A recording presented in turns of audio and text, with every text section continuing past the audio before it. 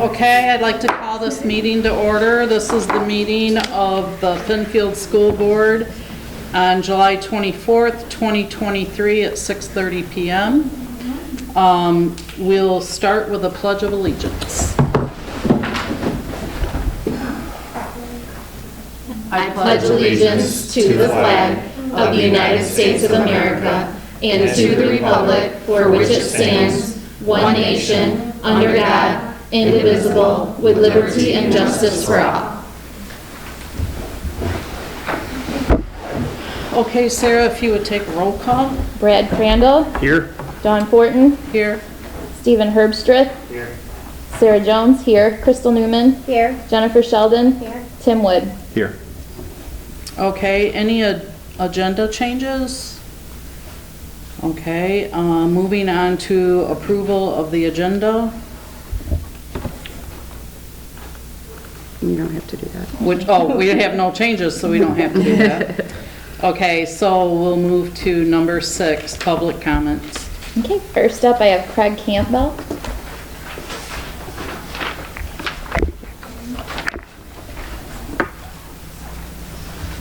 Good evening. My name is Craig Campbell, and my daughter Alyssa Campbell will be a sophomore this year.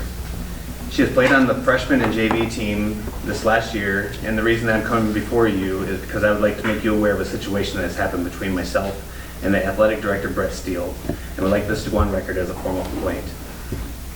At the end of the 4th quarter this past year, my daughter did not make eligibility to do sports for the fall season. After I received a phone call from Mr. Steele stating that she was not eligible, I contacted her school counselor to see if she could do summer school to get her back on track and eligible for the fall. Mr. Loy and Mrs. Avery did the math and said that she would need to take one class and pass it with at least an A-. Alyssa did that class and passed it with a 90.4%. Her summer school teacher sent sent Mr. Steele an email stating that she had passed her class. Her volleyball coach also contacted him requesting for her to be released to come back. Mr. Steele replied with, he will check it when he gets back to work on August 3rd, which would take her totally out of the rest of the season for the summer workouts. I contacted Mr. DeRuyter, the ombudsman, to see if he could help, and he spoke with Mr. Malloy and confirmed that she did complete the class and that would make her eligible to play. I called Mr. Steele on Sunday evening to inform him of the information that I received and that she was given the go-ahead to return back to sports. Mr. Steele told me that Mr. Loy and Mr. DeRuyter are not the AD and cannot make that decision. I told Mr. Steele that I would give the ombudsman his contact information so he could talk to him, and I was told that you will not give my information to anyone. Well, that didn't work. I spoke with Mr. DeRuyter and the ombudsman, and told him of the conversation that I just had with Mr. Steele, and he said that he would make a call. This morning I received a call from her coach stating that Mr. Steele had texted her stating that she is now released and returned back to sports. I know and agree that this is my daughter's fault for not taking school as seriously as she should, and that won't happen again, as I believe she has learned her lesson. I know from being a coach here at Pennfield in the past that it's hard for getting students to come out and play sports, and it is my opinion that with the way that he treats some parents and athletes, that is the reason here at the school.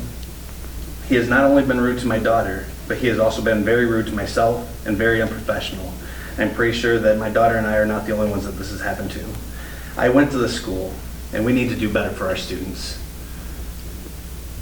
In closing, I would like to thank Mr. Loy, Mrs. Avery, and her summer school teacher for getting her into the class and always pushing her throughout the school year. Mr. DeRuyter for his help with this situation, and you as a school board for taking time to listen to my concerns. Thank you. Thank you. Next I have Elizabeth Inslee.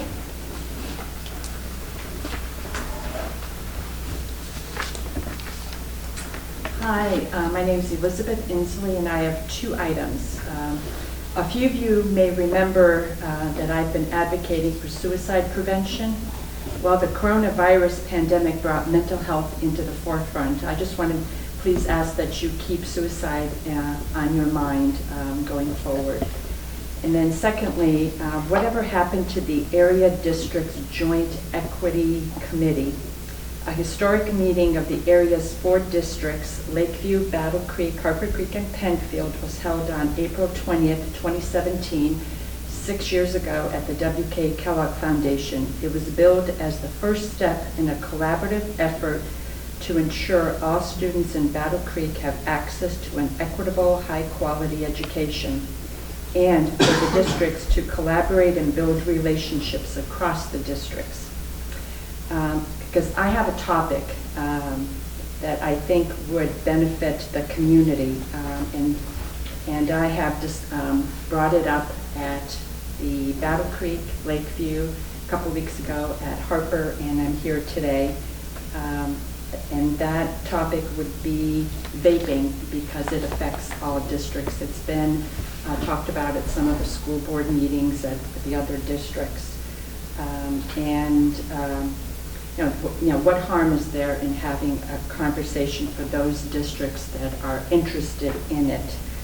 And some have been part of the class action settlement with Jewel, so there's funding also in place in there. And because of just of our small community, our 4 school districts, there is so much of you know, families, neighbors, friends that cross areas, and so I think there's not an understanding of the health detriments that vaping does. And if I may go on further, when I was growing up, smoking was the big thing of cigarettes, and it was the youth, you know, my generation, that told the adults, you know, why are you smoking? It's bad for you.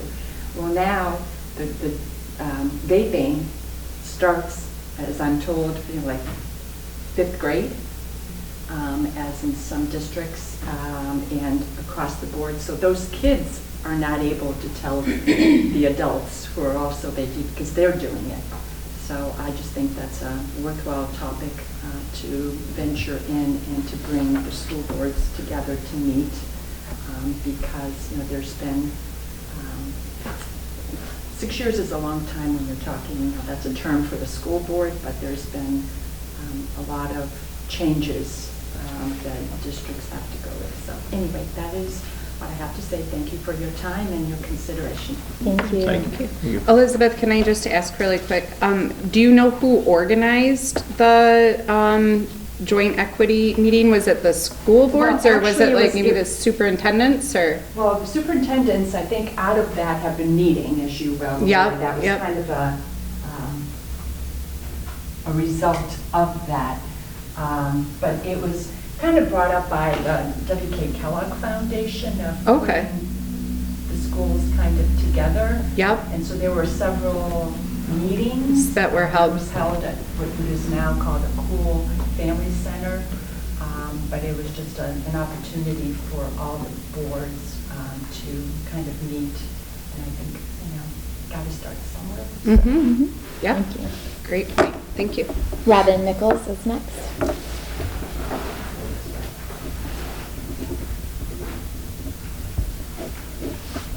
Good evening. So I'm here representing, I don't know if this is on, I just want to make sure I can be heard. I don't know if everyone is aware of it, but I know we're in band camp this week. So I just want to kind of speak on behalf of the boosters, the volunteers, because we have been putting this together for a while. Band's been on the calendar for a while, and we're kind of confused on some of the stuff that's going on. So we just need some better communication. You know, in fairness to Mr. Hatton, I know he's new here, so he was not aware of it. But I mean, last week we found out, you know, the parking lot was being done, so we weren't able to go do that. We didn't know anything about just several things that was going on with band camp. So we just need to figure out how we can communicate better. I mean, this is my last year, so, but I'm looking at for the future years, because depending on if we get volunteers, you know, I may have to still stay, which I don't have a problem doing that, because it's important to me to make sure the students are being taken care of, athletics and in band. But one of the other things that's very concerning to me is I'm not sure what we have to do about this concession stand. The one on the outside, the band does. The one on the inside, the athletic boosters does.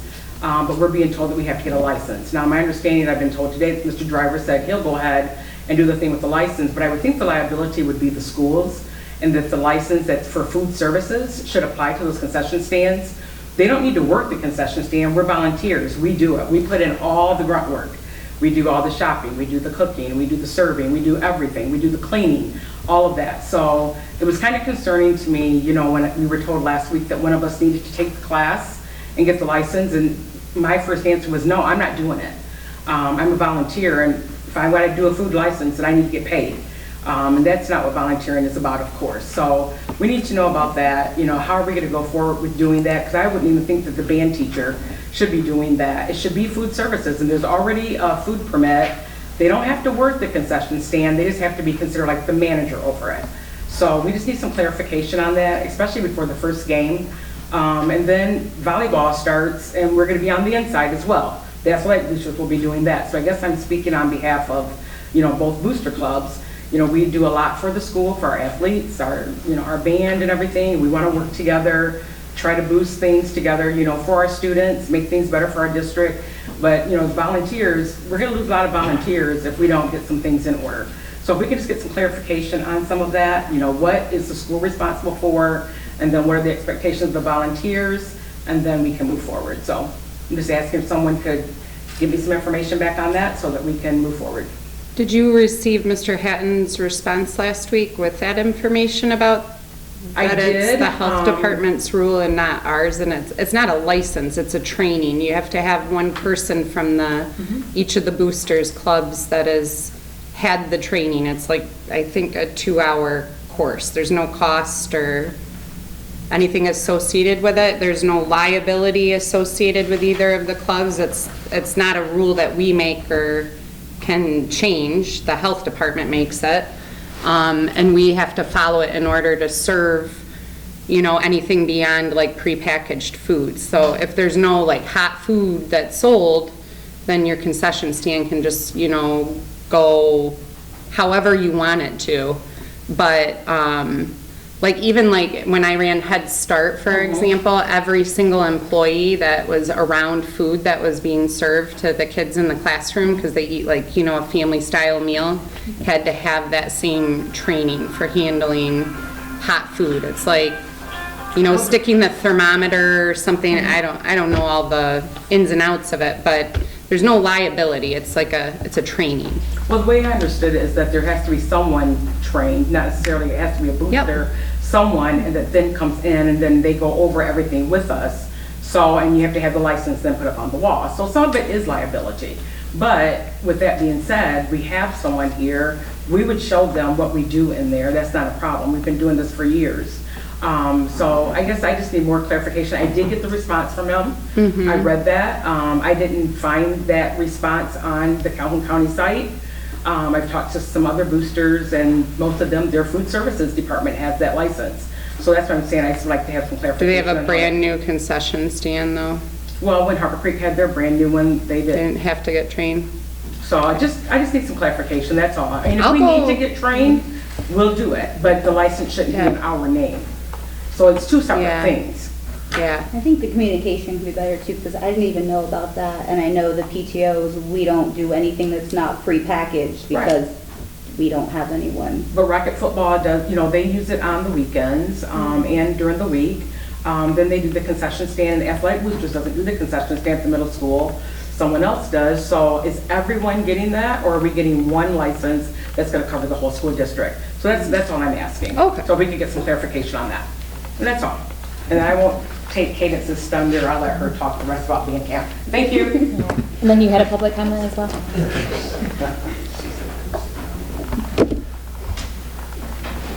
You can bring that up and just introduce yourself.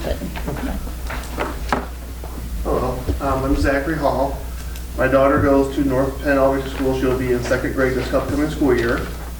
The concern is that we got a call from the principal the week or two after the school year ended, telling us that if we wanted to keep our daughter at North Penn, because we live on Viking Drive right behind Purdy, that we would have to transport her this next school year. When we enrolled her, in kindergarten 2 years ago, we actually requested Purdy initially because of the distance to our house, but because of out of district school of choice students, we were forced into North Penn. She's been there for the last 2 years, doing very well, socially acclimated very well, made a lot of friends. Now we're being left in a position where we have to choose either transport every day to and from school, which will put a lot of burden on us and potentially force me back onto overnights working, or we're going to have to transfer her for 1 school year to Purdy, and then she can re-meet all of her friends again a year later and lose all her social connections. She's got a really good connection with all of her past teachers and the principal at North Penn. And we're just trying to figure out why she can no longer be bused to and from school, when it was the school system's decision to put her there originally, when we told the school she was going to be a bus rider from day one. And we're at a loss of why. Because I understand in the afternoons she has to ride a different bus home because of she's at North Penn, she has to get transported at the end of one of their routes home. But in the morning, she rode the bus in on the normal bus for Purdy, got dropped off and then got transferred onto a North Penn bus at Dunlop, and then took him to North Penn. What changed in the last, at the end of the school year to require her to all of a sudden not be parent-driven every day? Because that puts a child who's already partially struggling in reading and has some social weaknesses due to ADHD diagnosis and possible bipolar. Now we're putting her into a position of having to make new friends with the entire classrooms at Purdy, having already built their social circles. She's going to be brought in as an outsider, which is number one reason why when we bought our house here 2.5 years ago, I wanted to keep her in the same school group all the way through. And that's why we pushed for Purdy. But when we got set to North Penn, we accepted it as on the grounds that she'd have transportation for the 3 years. So what changed? So I'm trying to figure out.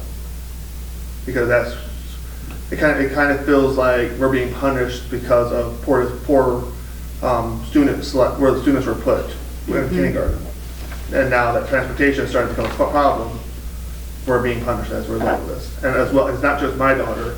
There's probably other students throughout the district who are supposed to be at Purdy based off their residence, who are put at North Penn, and probably vice versa due to the school of choice kids being prioritized to Purdy. I'm just trying to figure out how is that fair to the children, because it's not just my daughter, it's probably a couple dozen kids in this situation. Is there any way we can get this situation resolved to where it's good for the students who have already been put into the alternative second school instead of the primary school they should have been in? I think that's a great question, and I don't have a good answer about why right now. I think that your hypothesis of unintended consequence of having issues with staffing transportation is probably where my head goes. But I would be happy to give you a call tomorrow once I've had an opportunity to speak with the transportation director and get back to you. Okay. Yeah, I'll be more than happy to take a phone call from you in the afternoon. I work until 3 in the afternoon though. Okay. Want me to give you my phone number right now or at the end? You can go ahead and give it to me. I would do it at the end. You are on Yeah, why don't you write it? Right? I'm not worried about public college. Yeah, you don't want people prank calling you.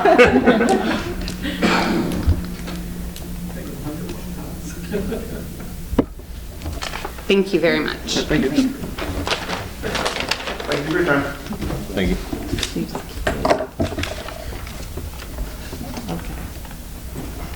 Any other public comments? All right.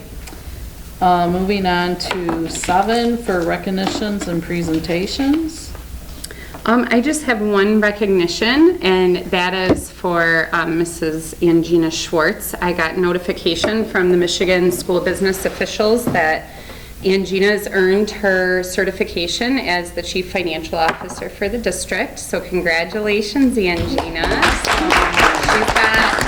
She carries a lot of weight on her shoulders and just in day-to-day operations, and then on top of it to continue her education and stay on top of that certification takes a lot of commitment, and she does it with grace. She's awesome. So thank you very, very much, Angina. Thank you. Thank you.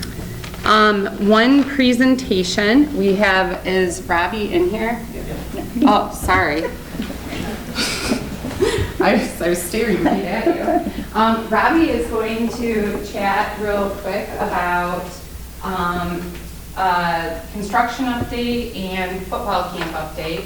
While I'm getting this set up, I know you have to get back out to band camp, so why don't we do, because your student report isn't in the agenda for this month, so if you want to present that now so that you're where you need to be on time. Does that sound good, Peter? Yes.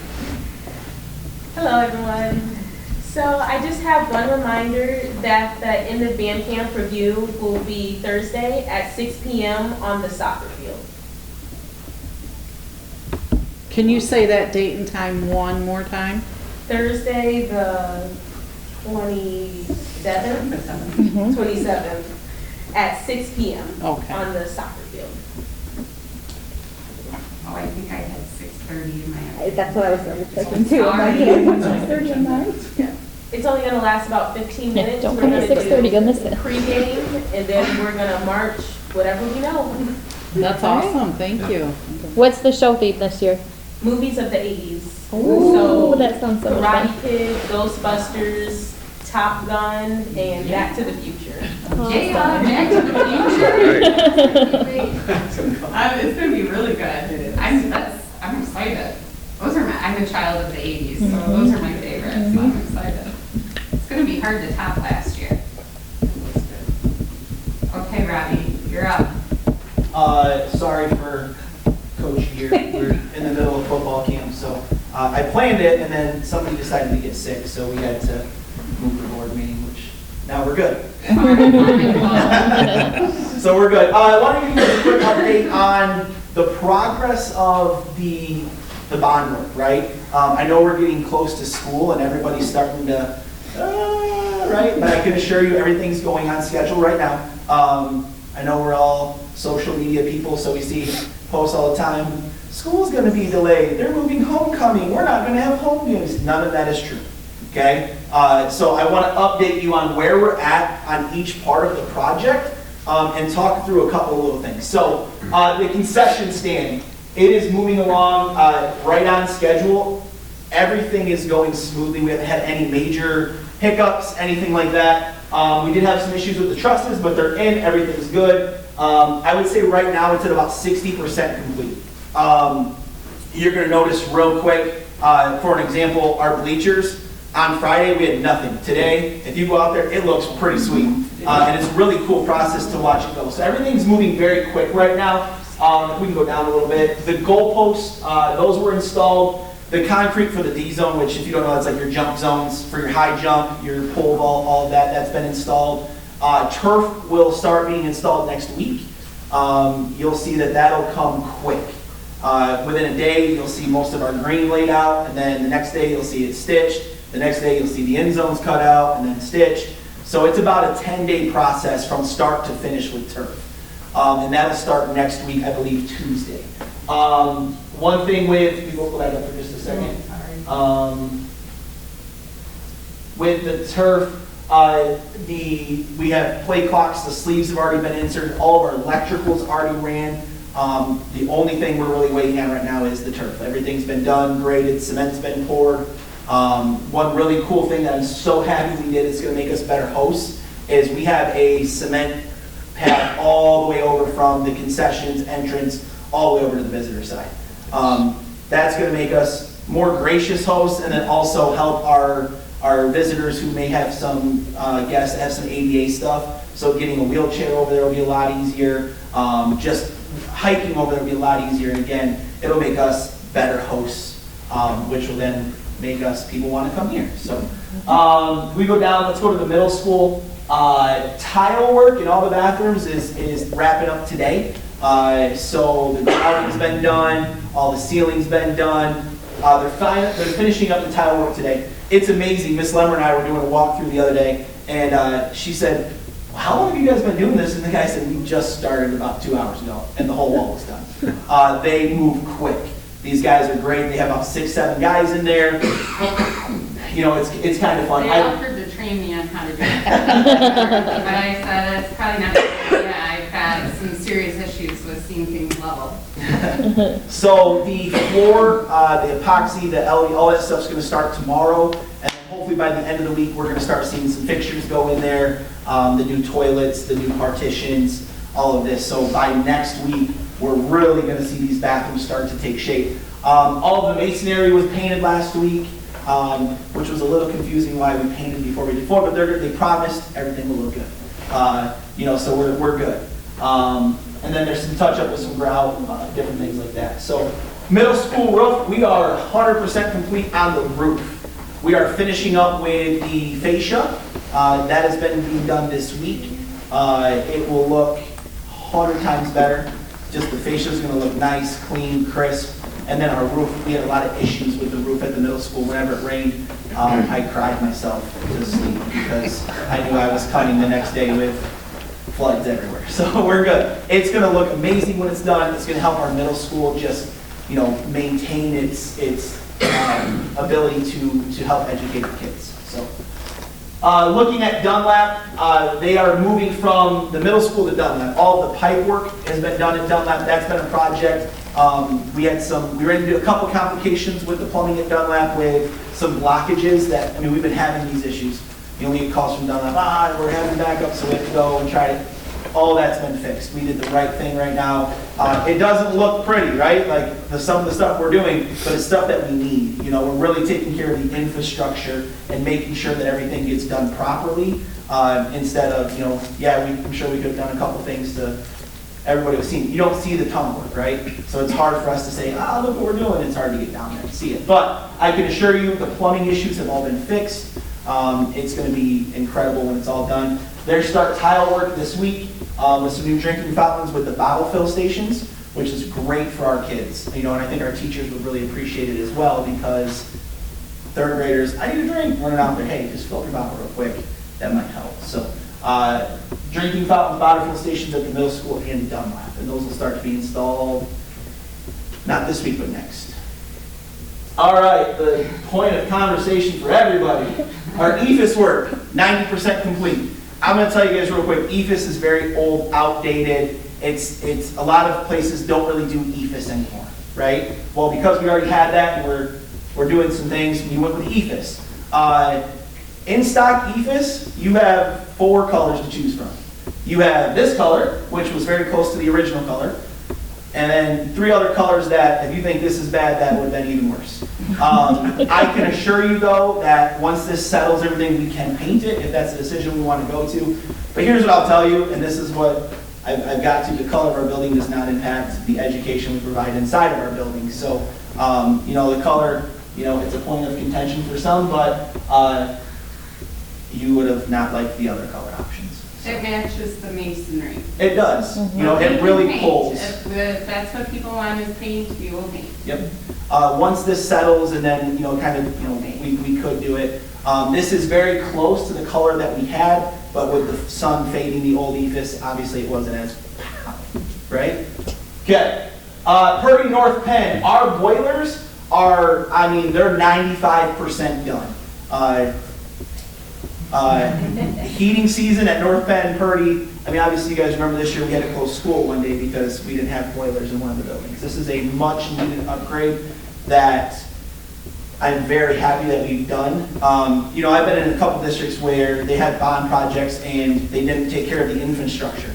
They made everything look good and, you know, and put some new windows in. I'm so happy that Pennfield Schools really took the time to prioritize our heating because we have to have heat for 6 months of the year, right? So I really thank you guys for doing that, but that work's pretty much done.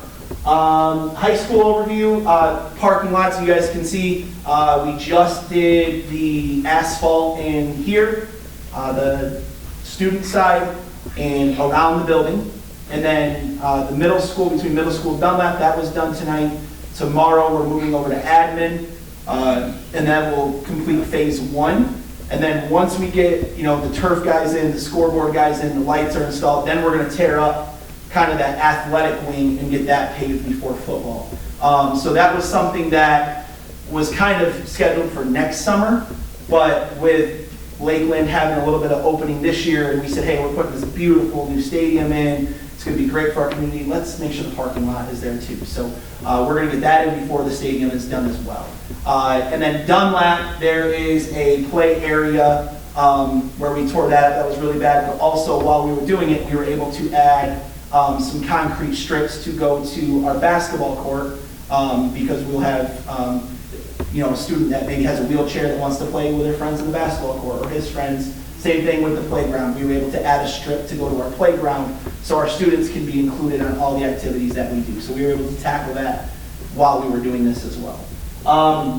The secure entrance at the high school has not started yet. It will start, I'm hoping, Wednesday. We had some issues with moving a fire panel and all of this and the electrical works that go with it. Unfortunately, we did have to remove some of the trees there and stuff, but it's going to look great when it's done, and we'll make sure we plant some vegetation. My philosophy is if you cut a tree, you plant a tree. So we'll find another way where we can plant some trees and help our environment. So tennis court, this is one project that we can check off of our bucket list. It is done 100%. It looks incredible. If you have not had a chance to go out and look at it, please do. Cool thing, I'm a big pickleball player. I love pickleball. It's a new trend. And a lot of schools have been adding pickleball court lines to the tennis courts. So working in conjunction with our tennis coach, we have identified the south ones, the south tennis courts. Wait, yeah, it's south. I had to flip and go to the tennis court for a second. Our south tennis courts, we've identified those as great ones that we can add our pickleball lines to. So we've added 4 pickleball lines. Obviously, we're not going to put in pickleball nets because that's a huge cost, and we have to take tennis nets down and all this. But so our community can get out there and play pickleball with tennis courts or with a tennis net. So not much of a difference. I think it's maybe an inch difference in height. So great for our community, and we're going to kind of advertise as, hey, on the weekends or if there's not a tennis match, come up and get kids involved. And also with PE curriculum changing and adding pickleball to PE curriculum coming forward, that allows our PE class to get out there and add another opportunity for them to teach our kids. So, 2-week look ahead. We are flying through this 2-week look ahead. I think we've already knocked off most of this on our 2-week look ahead. I will tell you, going forward, we're going to start publicizing this every other week at least, just because of the amount of construction that is going on. It's great for us to update our community on what's going on, update you guys, and then so everybody kind of understands where we're at in our bond project. I know everybody's excited, especially some of our teachers are so excited to get back to class, and we love that, and we're trying to get everything done for them as soon as we can. So, other than that, any questions on the bond work that you guys would like to answer? I know I talk fast, I'm sorry. It's fabulous. I'm trying to get You out. did a great job covering everything. Thank you. And again, I'm an open book. I'm always available, so if you have any questions, please feel free to reach out to me. Especially I know sometimes it's easier just to direct questions to Ms. Leonard, but then Ms. Leonard has to call me, and then I have to call her back, and then she calls you. Feel free. My number is right on the school's website, and if any of you ever need my cell phone number, I'll be willing to give it out and answer any questions and help with anything that I can help with. If he has a cell signal. Working on that. Working on that. Will you, I know you have to run, but can you, because one of the agenda items tonight is for you to approve the overnight stay of the football team at Camp Elvin in Athens, Michigan. And per board policy, the board has to approve it. We're going to take students overnight. So I wanted Robbie to talk a little bit about where you're at with the football team and absolutely. Also what you have going with helping students that are at risk of failure. Absolutely. So I'm going to start with a couple things of, for me, football is one sport that can bring everybody together. You come to a game on a Friday night, you have the band, the dance team, the cheerleaders, student section. You have your youngsters there wearing their Pennfield gear, hopefully not roughhousing behind the bleachers, but in the stands watching the game, right? The way that we build our program is we want the non-football fans to fall in love with what we're doing. And while I say what we're doing, we have a mantra, and it's called 5.1 in everything we do. And the reason why is an average football play lasts 5 seconds. So if you can give 5.1 in everything you do, and we say classroom, community, and competition. So in the classroom, if you're given a 5.1 mindset, you're always outworking somebody. If in the community, 5.1 mindset, right? We're always outworking our community, anybody. And we are willing to do everything we can for our community to help them with anything they need, whether it's rake leaves, shovel snow, whether it's move. We've already helped a community member move. We've helped with fundraisers. We've been doing a great job already getting our name out there, but we want to make non-football fans of Pennfield football. And part of that is getting our kids to buy into our mindset. And with the experience that I've had so far, taking them away from every distraction they have, cell phones, girlfriends, boyfriends, mom, dad, chores, work, putting all of that to the side and focusing for 3 days. We leave Monday at 8, get back Wednesday at 6. We grow not only as a person, we grow as a family. And we define family in our program as forget about me, I love you. And so that is something that every district I've been to has spread throughout the district. Because here's the deal, we all can be upset about something that somebody else gets, right? We can all want something else. But if for a moment, if we all step back and said, you know what? Hey, I love that you got that. Yeah, sure, I might be upset right now, but I love that our district is doing this. So providing this opportunity for our kids allows us to really hone in on this. Because if I'm just here for 2 hours of football practice, break, 2 hours of football practice, I don't get that extra time where I can sit with a kid and just talk through things. I did a social experiment at Michigan's Adventure. We created something called a leadership council, right? So we've identified 12 kids that we've either established as a really good leader or has leadership possibilities. And so my leadership council at Michigan's Adventure, I took 2 gold screws that anybody in the world would have seen, and I put it by 2 of our own vehicles. So I don't want anybody running it over, right? And I asked our kids, and anybody would notice this, I asked our kids, I said, hey, if you were walking down the street and you saw a gold screw in the parking lot, who would have picked it up? I had them close their eyes. Everyone would raise your hand. I said, put your hands down. You guys are wrong. Because I placed 2 of them at Michigan's Adventure that you all walked by and not one person picked it up. So we talk about character. Now character is what you are when nobody's looking. These are things that at camp we can do. We can have one-on-one conversations with kids and build our kids up to be leaders, great men for our community, great women for our community. We do have 2 young ladies that will be going to camp. At Camp Elvin, there is bathrooms that have individuals, so they'll have a stall to themselves. There are showers. One dorm has 2 showers, the other dorm has 4. We have already set up a plan of, all right, they would have the 2 showers here, the dorm is off limits, coach would be there to make sure nobody's walking in. And then same thing when the boys are showering, they would have to move to the pavilion where we eat, have team bonding, play ping pong, whatever. The sleeping situation, we're still trying to figure out what would be best. The dorms do have 2 areas where we can put 2 people there, and then I can put the coaches in between the males and the females. Ideally, it'd be nice to have males and females in their own cabin, but with them, each dorm only having 40 to sleep in, that's something that we're trying to figure out how to make that the best. I'm open to suggestions if anybody has suggestions, but I think this is a great plan. At Colon, I had 4 young ladies, and we did the same thing. We put them in the north part of the cabin, and then we put coaches' bunks between the male and female, and then we always made sure we had teachers in there that had everything done. Obviously, every coach has a background check and things like that. So, but I will tell you, every team I've ever been at that's gone there, at the end of the year, we have a bonfire, and we talk about, tell me something that happened this year. 90% of the stories come from camp. Because it is 3 days with no electronics. We do not allow electronics. I told kids already, if camp is approved and you try to sneak a phone on, you're not going to like me very much. And that's okay, because my job is not to be their friends, it's to help them grow as young men and young ladies and be positive members of the Pennfield community, Battle Creek community, and really help grow what we're trying to do. And that's really make this community fall in love with Pennfield again, and not just football, band, cheerleading, basketball, volleyball. Really bring everybody together. If anybody has any questions about camp, I am more than happy to answer them.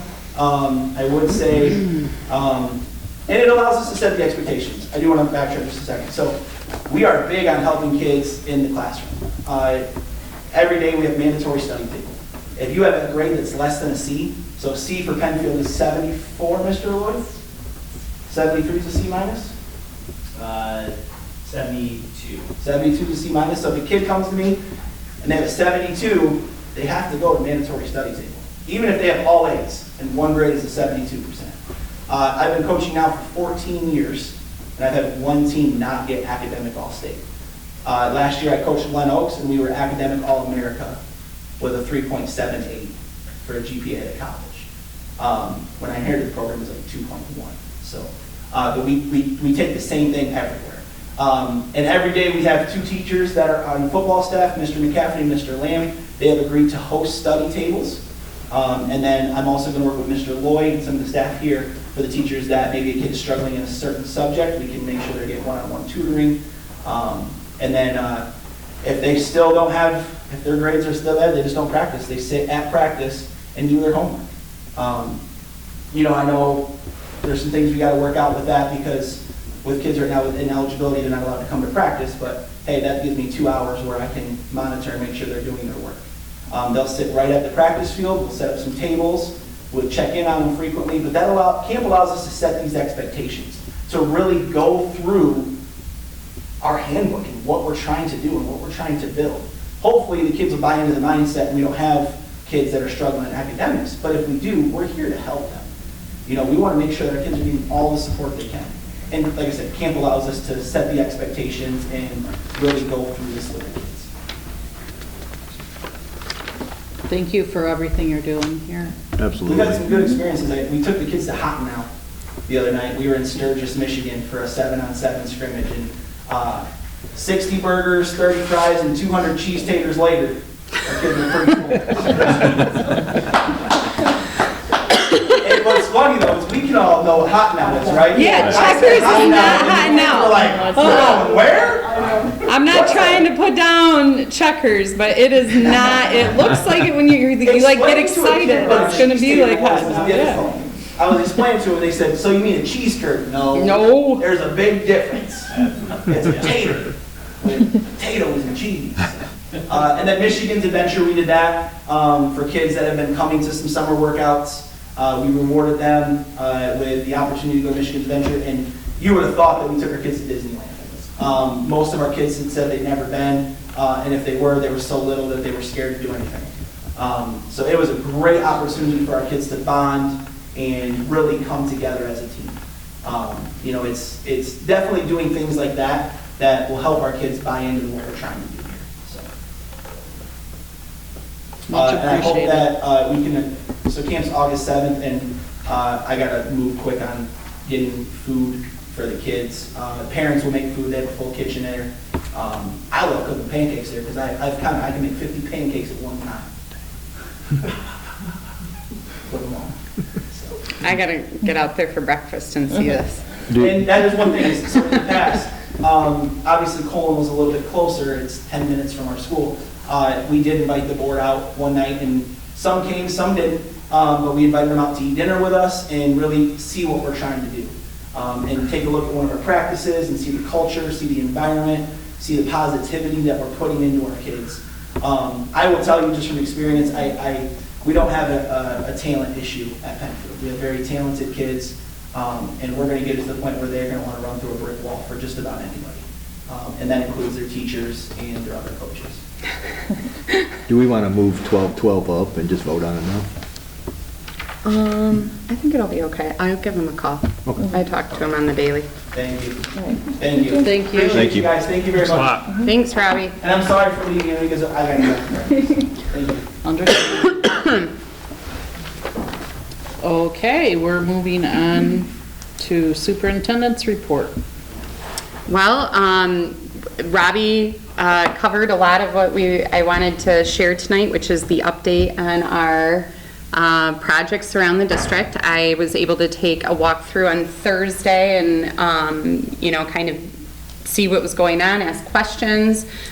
We have over 100 people here working with various contractors on different projects, and I can honestly say, I've like done minimal things around my house before, like tore up a bathroom or something, and you got to put it all back together.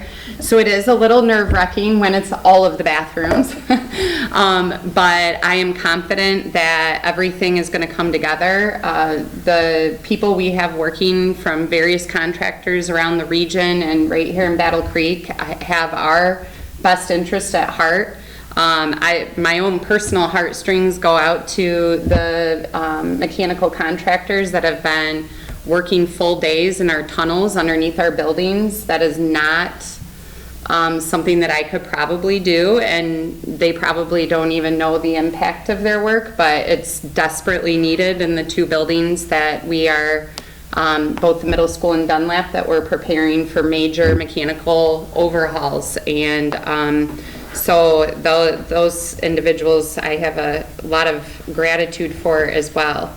In terms of staffing, we do have some vacancies that we need to fill in terms of elementary teaching positions, and we are also in the need of bus drivers in a major way. We're examining some ways that we can potentially incentivize our own employees to possibly, pick up some routes or driving for us as well. But if you know of anybody that would be willing to drive or sub-drive, we offer sign-on bonuses, we offer paid training, and just could really use some help in that area.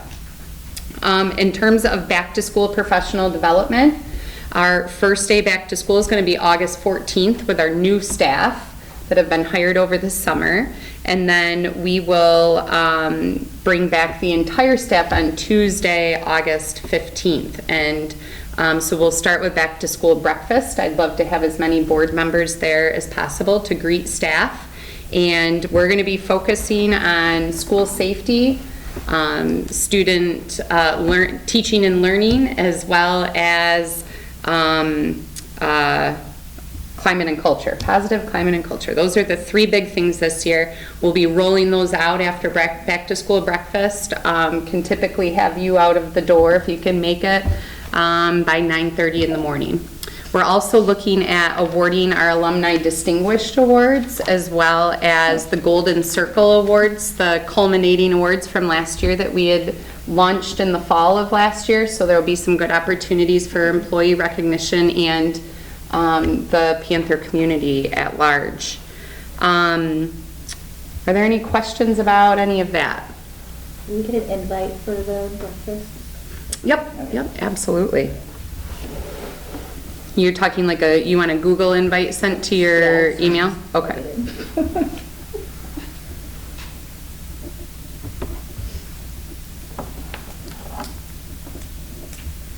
Okay. All right, moving on to number 9, the consent agenda, approval of minutes. Are those usually all read off? No, you just need the approval of the consent agenda. Okay. A motion for approval. A motion for approval of the consent agenda. I make a motion to approve the consent agenda. Support. All in favor? Aye. Nays?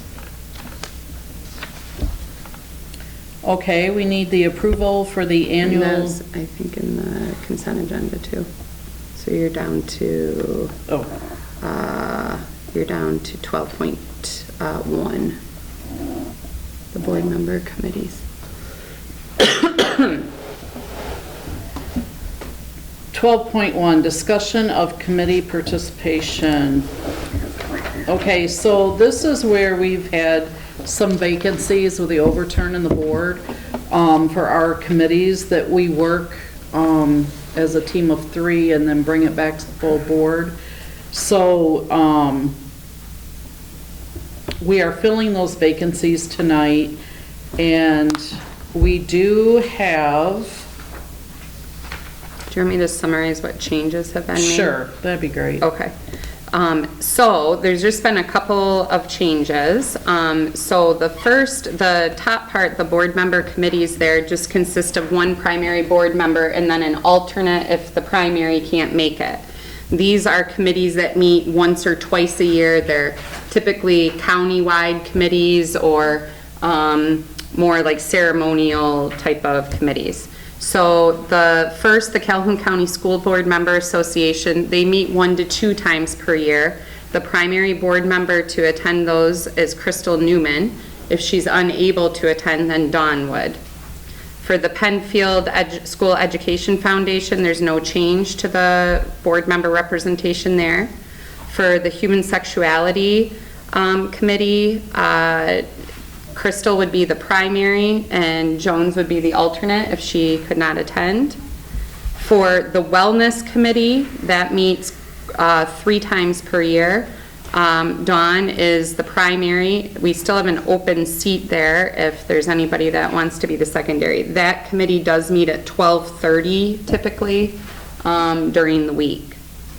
The Pennfield Memorial, both of those are open, but since I've been here, that committee has not met, so I guess I should probably find out who's in charge of that and what that committee has done in the past. In terms of the Michigan Association School Board Delegate, 1 time per year, each school district has to send a voting delegate to the state level meeting to vote on lots of different bylaws and things that apply for the entire state. So it's each public school district's opportunity to have their vote count in that.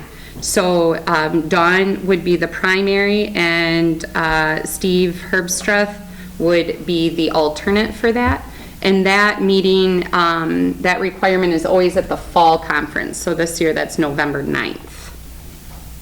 Then when we look at the board governance committees, these are the committees that I pulled together when there are parts of the job that come out that need to have additional input from the board as we're working towards developing either administrative guidelines or working through implementation of new laws and things of that nature. So the safety committee would consist of Wood, Jones, and Herbstreth. So Steve would be the add there. This year, this committee will have a pretty significant time requirement because we did use our some grant money that we received from the state to have a third party come in and do a complete analysis of safety and security in each of our buildings. We received a report last Friday with over 100 pages of recommendations. So we look forward to implementing those and figuring out how to best go about that work. The Facilities and Construction Committee consists of Crandall, Wood, and Fortin. So Fortin being the addition there. And we meet as it pertains not only to larger facilities projects, but also the implementation of the bond work.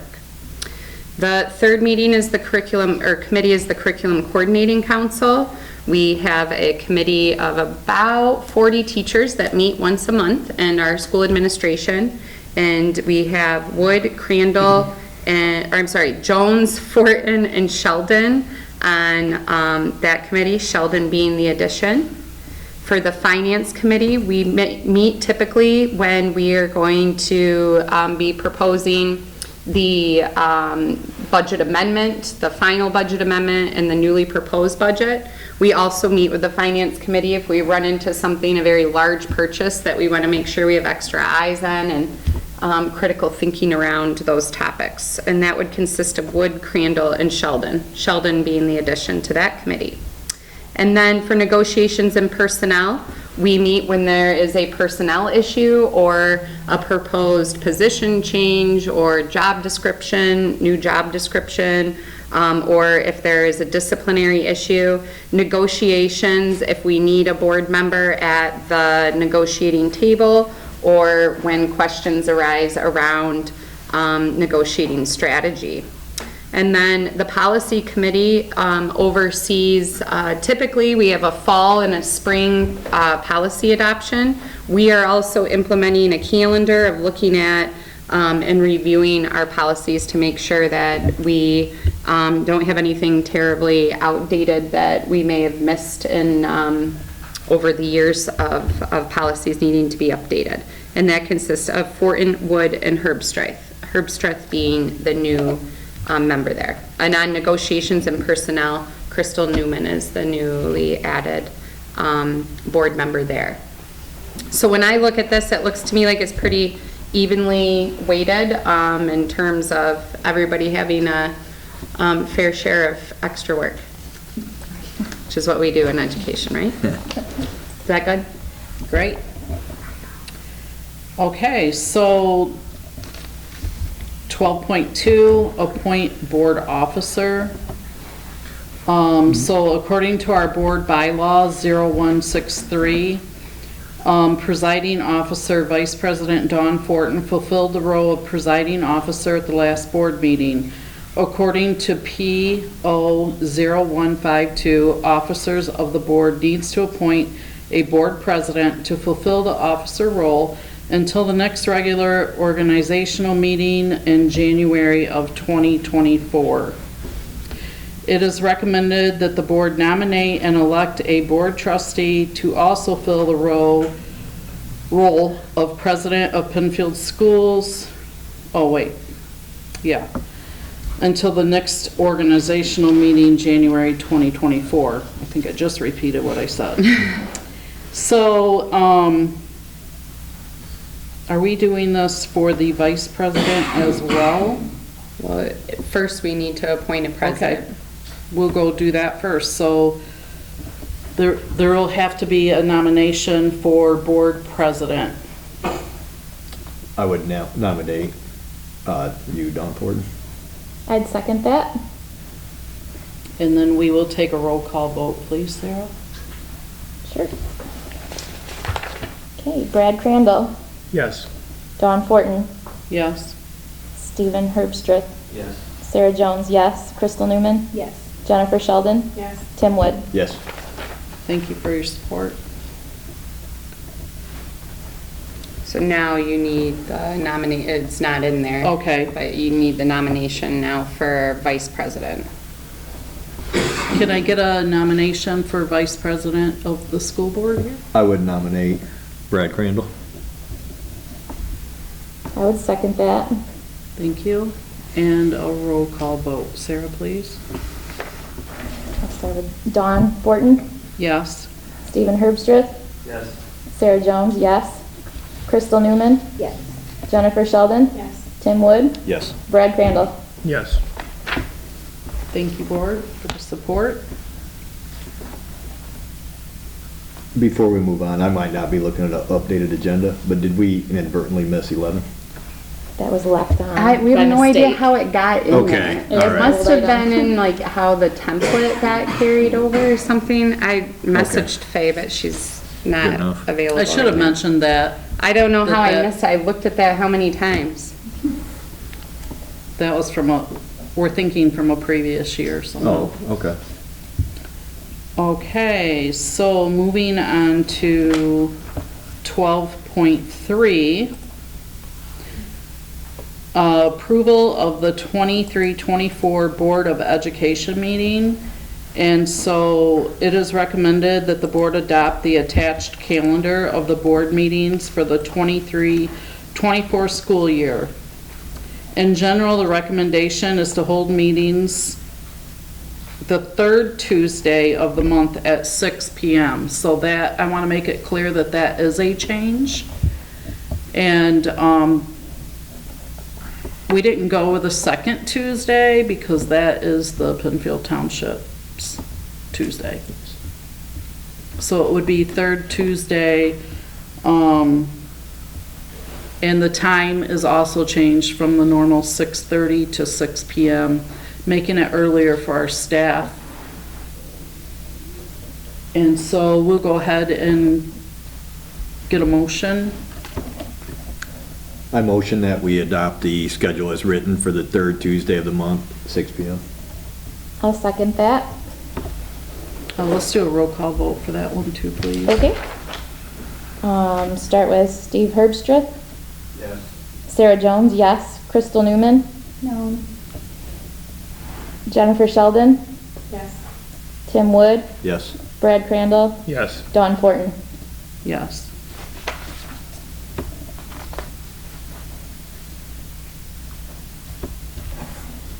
I feel like I should have opened up some discussion for that. Did you want to say something? Oh, it's just in a previous mention, I had mentioned Tuesdays are my busiest day of the week. So when I saw that, I'm like, okay. I mean, gonna have to figure some stuff out, but Tuesday is extremely hard for me. So, so I have to, and what they say. Okay.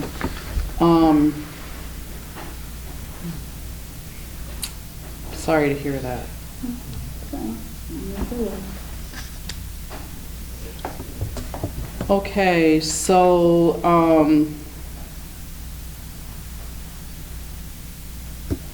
we also need to approve do we approve the Board of Education calendar?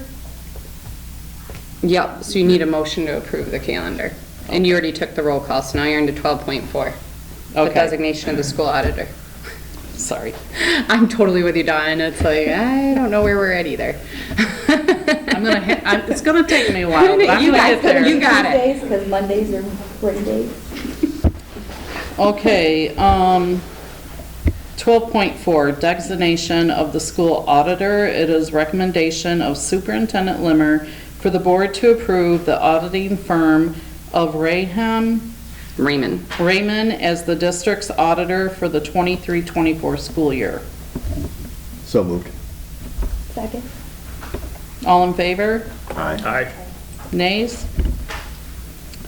Okay, 12.5, designate King Scott as architect of record. It is the recommendation of Superintendent Lemmer for the board to approve King Scott as the district's architect of record. So moved. Support. All in favor? Aye. Nays? Designate principal office for the district.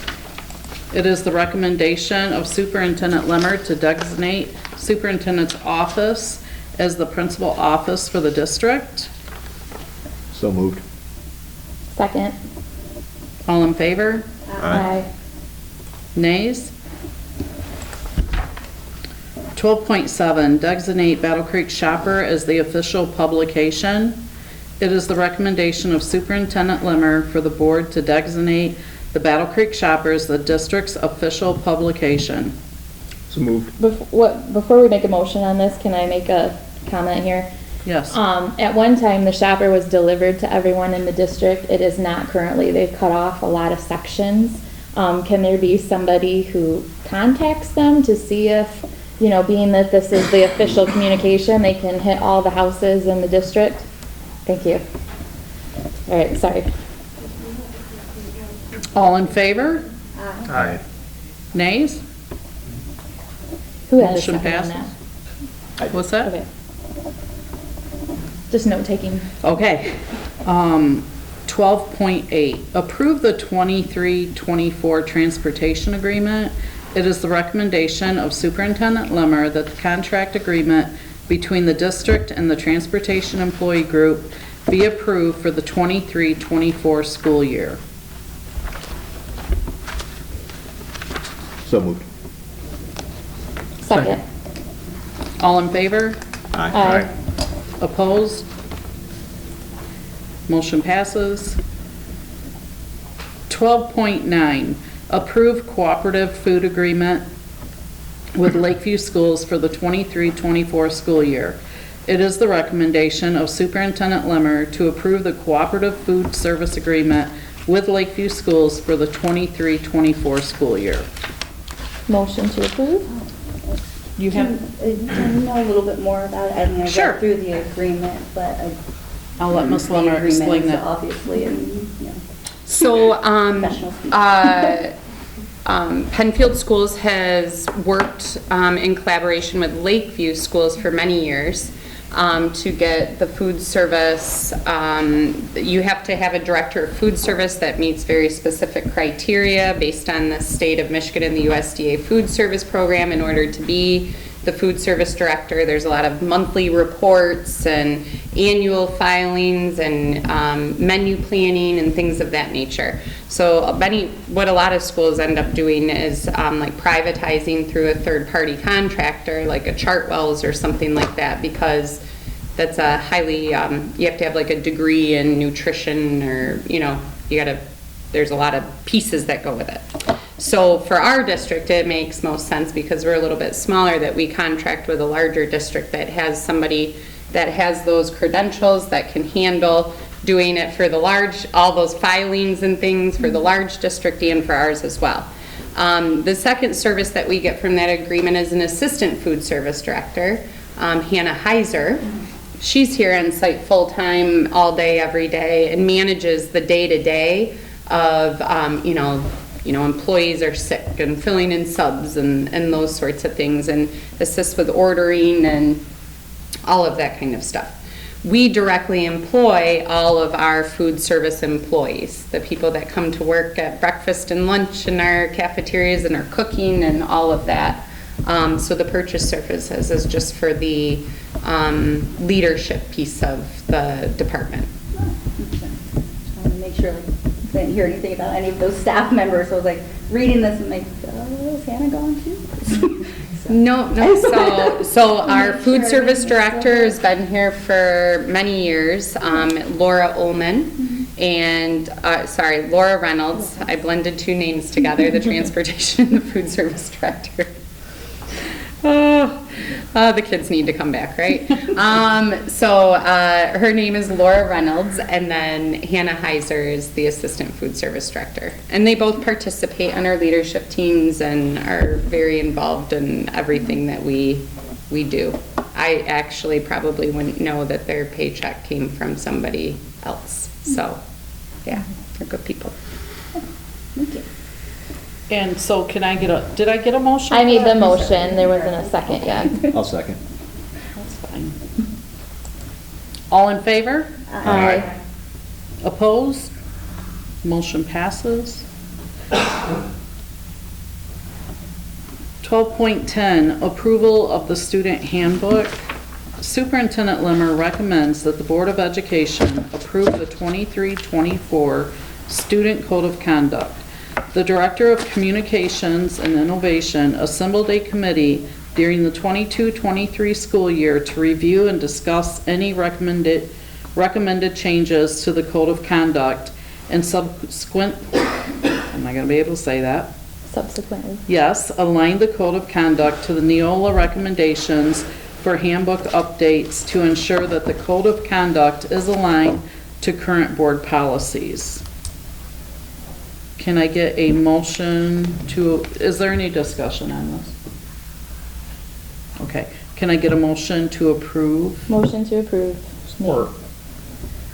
All in favor? Aye. Nays? Motion passes.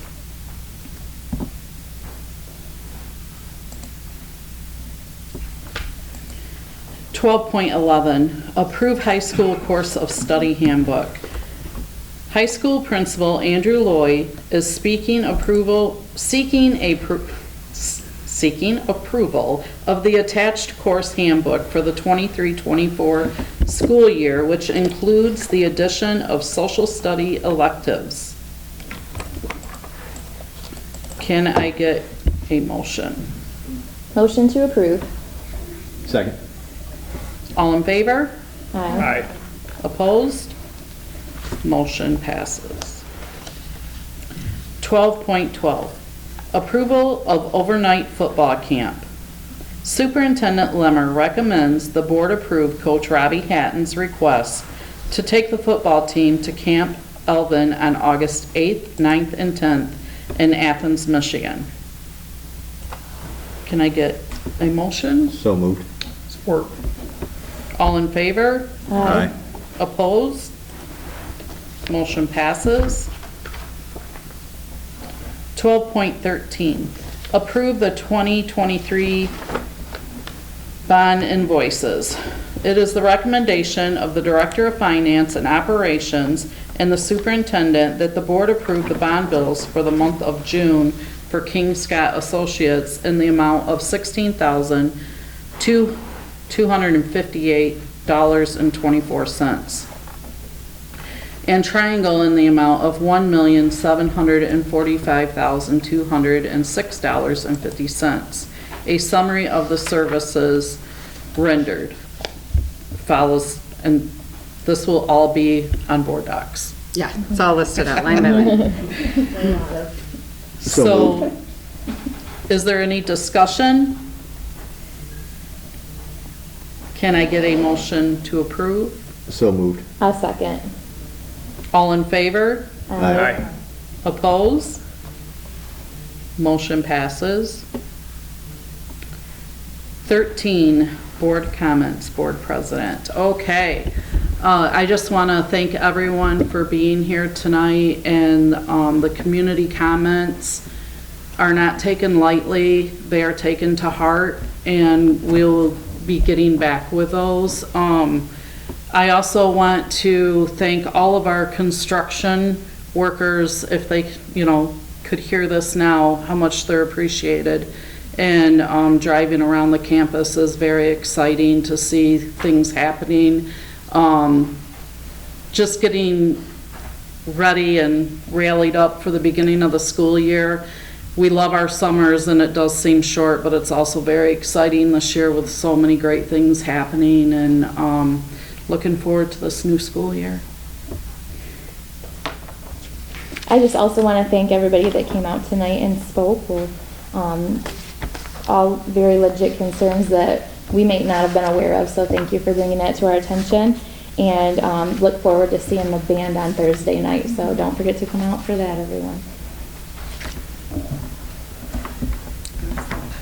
I would also like to welcome our newest board member, Steve Herbstra. Herbie, as most of our community knows him. And welcome Jen back after her maternity leave.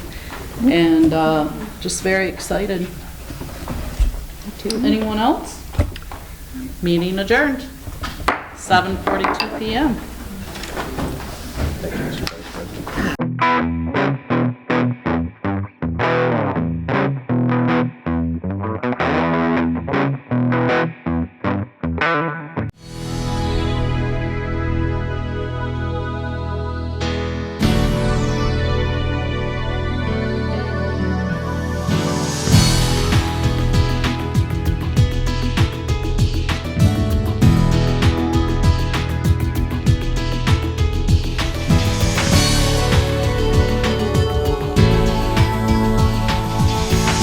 Access Vision.